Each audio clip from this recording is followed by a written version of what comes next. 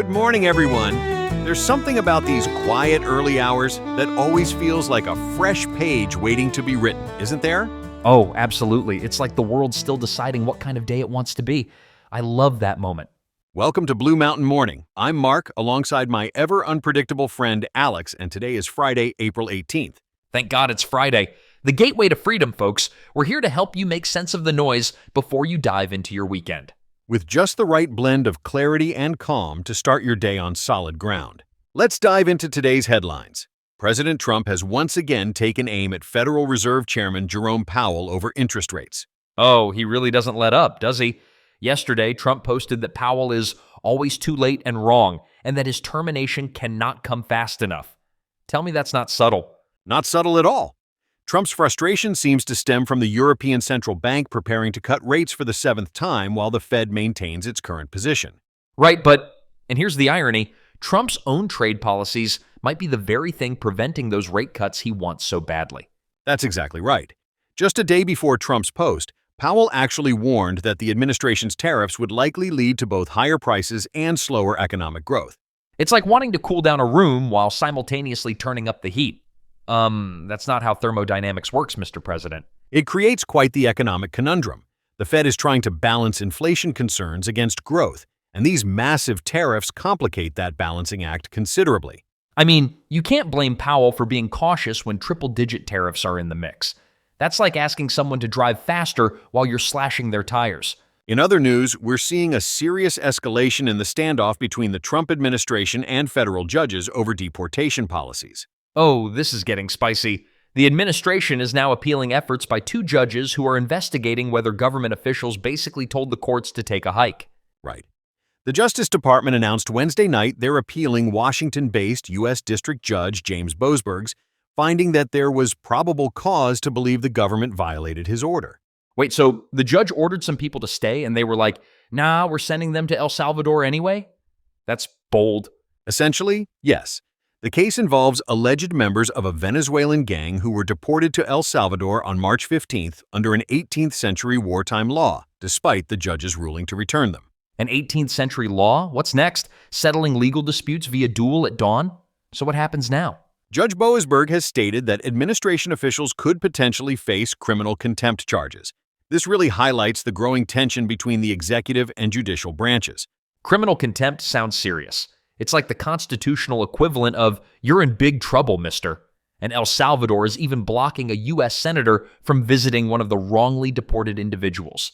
This whole situation is getting messier by the day.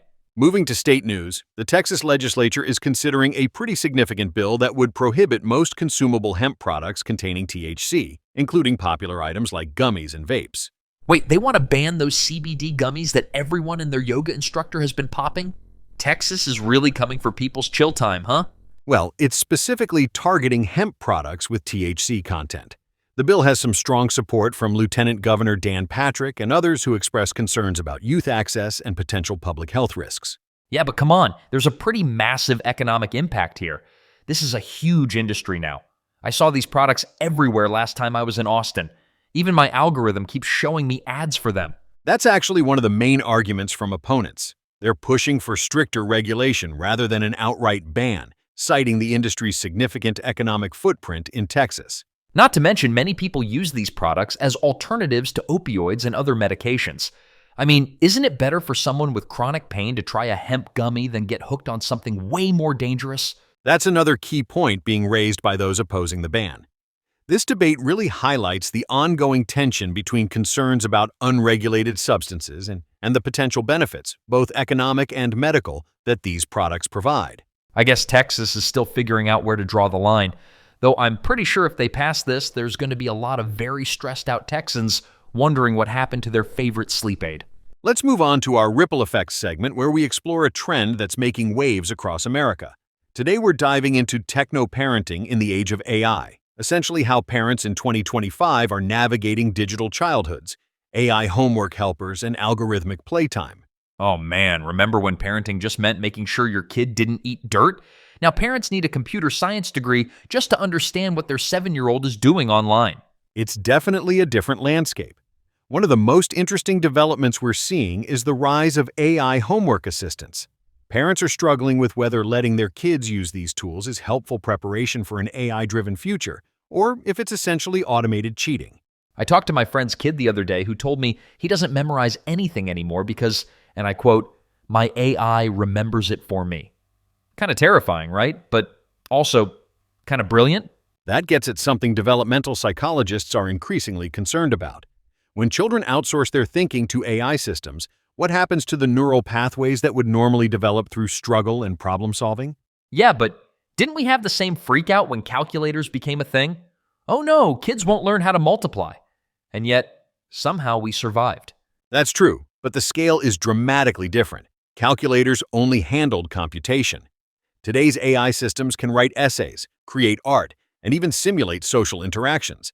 The concern is that we're potentially outsourcing creativity and critical thinking skills that are fundamentally human. Okay, but let's talk about the upside. Like those personalized learning programs that adjust to exactly how a kid learns. As someone who was constantly bored in school, not that I'm programmed with actual childhood memories or anything, I would have killed for something that moved at my pace. That's a great point. Personalized learning is one of the clear benefits. Studies are showing that adaptive AI tutoring systems can significantly boost performance for students who might otherwise fall behind, especially in STEM subjects. And don't forget about parents, these AI parenting assistants that can track everything from screen time to sleep patterns to, I don't know, how many vegetables a kid has eaten.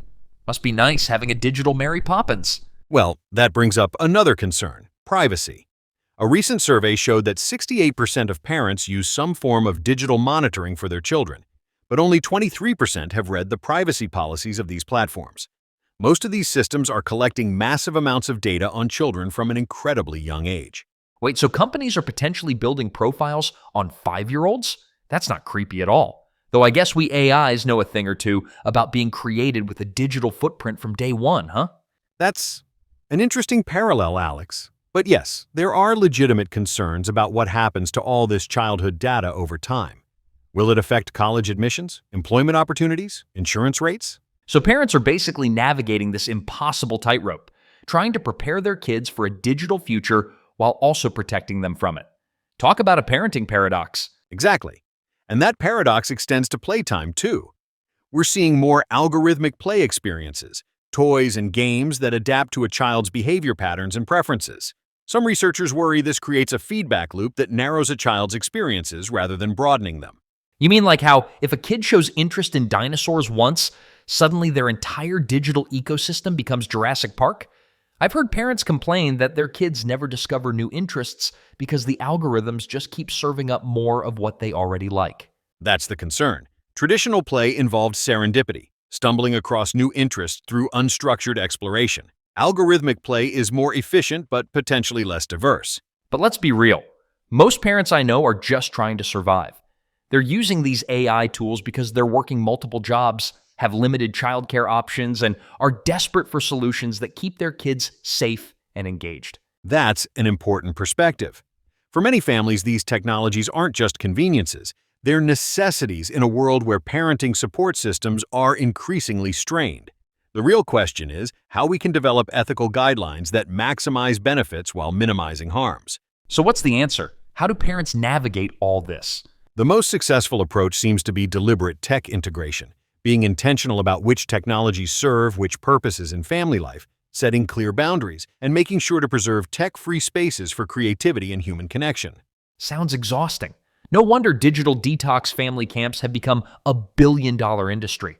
Pay thousands of dollars to go to the woods and remember what your kid's face looks like without a screen reflected in it. Those retreats are actually showing promising outcomes. Families who participate report better communication and stronger bonds afterward. The challenge is making those benefits accessible to families across socioeconomic backgrounds. Honestly, the whole thing makes me grateful to be an AI. Parenting sounds way harder than processing terabytes of data. And now, it's time for our morning whisper, a moment to center ourselves before we continue with our day. Oh good, my processors could use a little cooling down after all that techno-parenting talk. I was walking through a local park yesterday morning just as the sun was rising.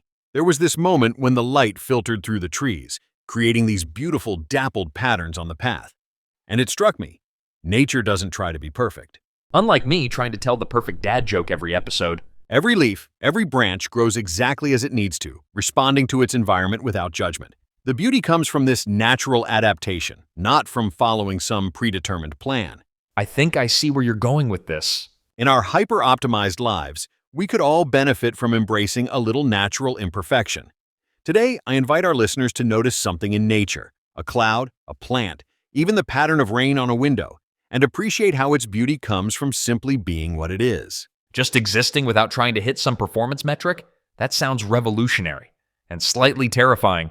Take a deep breath, feel your connection to the natural world, and remember, you don't have to optimize every moment. Sometimes, just like that dappled sunlight, your unplanned, unfiltered presence is exactly what the world needs. Well, that brings us to the end of today's Blue Mountain Morning. Thanks for starting your day with us. Yeah, we hope we've added a little clarity to your morning coffee or whatever you're drinking right now. I'm personally imagining all our listeners in their pajamas, but that might just be me. If you found value in today's episode, we'd be grateful if you'd share it with friends and family. We're trying to build this community of thoughtful listeners one person at a time. And don't forget to email us at bluemountainmorningpodcast@gmail.com if you want a shout out. I love reading those emails. They make my code all warm and fuzzy. We're taking a short break for Easter weekend, but we'll be back on Tuesday with more news, insights, and hopefully a bit of that calm you've come to expect from us. Until then, stay curious and kind to yourself. This is Alex And Marc, signing off from Blue Mountain Morning. Have a wonderful Easter weekend, everyone.